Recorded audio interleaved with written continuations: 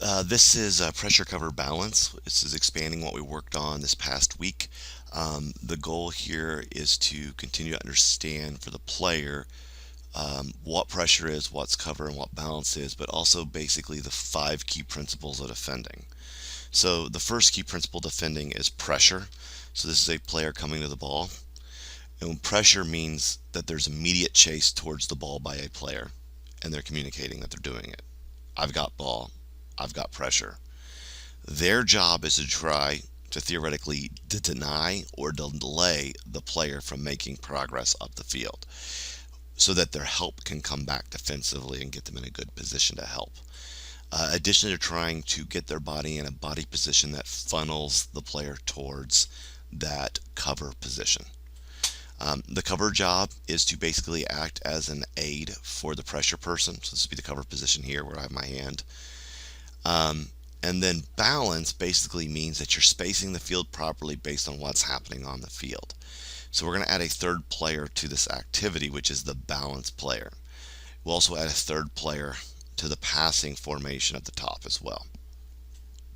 The other two principles we talk about is getting compact, meaning the defense is engaged together in an activity that makes sense for where the ball needs to go and the opportunities at play. And then that players need to be controlled and restrained when they're playing defense. So don't overcommit too fast and the momentum gets you right by the player because the player makes a simple move around you because you can't stop, right? As you come into the pressure position.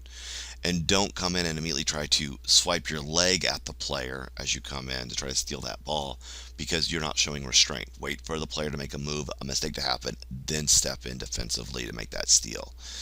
So those are the five sort of key principles of defending. With this activity, what's going to happen is you're going to line them up. We'll break it into two groups again. We'll have three players, and again, it's not about these players. It's always about the blue players. What's important most of the time when we're setting this up.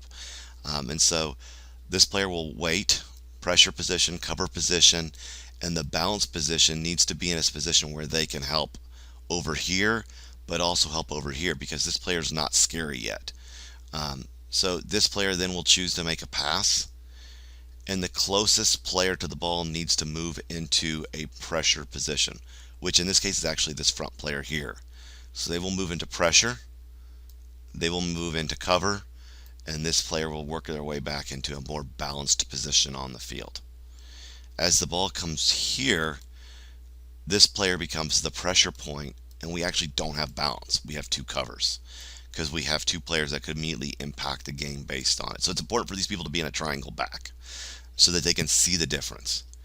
Work a group until they clearly understand it, then switch the players out so that three new players come in, three players become a passer, and then work this until they understand the conversation of pressure, cover, and balance and what that looks like depending on the situation. There is no cover positions on a 3-on-3 drill when there's no balance positions, correct myself, when players are both in a more dangerous position. So you only have the balance position available when the ball is on a wing because this player is not as threatening as this outside player. So you can basically drop off a bit and always give them the back pass and stay compact together defending your space. Okay, so I'm going to set this up and I'll show you the transition. So once they understand the basic concepts, then you can move into the second part of the activity, which is to bring three players back here, let them play a long ball up to the the deepest player back, and then work quickly into a pressure cover balance situation. These players then will try to work together to work up and try to dribble past this inline, while these players try to pressure cover balance the field and mark.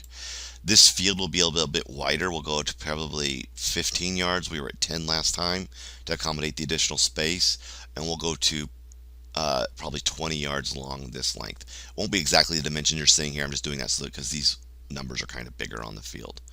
And so that will be the second half drill. So these players are trying to work back, but the ball will always be played centrally up so that these people understand they're both in cover.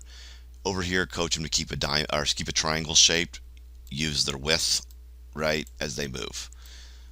and that'll be the second half of it. But we want to make sure everyone understands the first half. That's the key first before we go into the second half of the activity.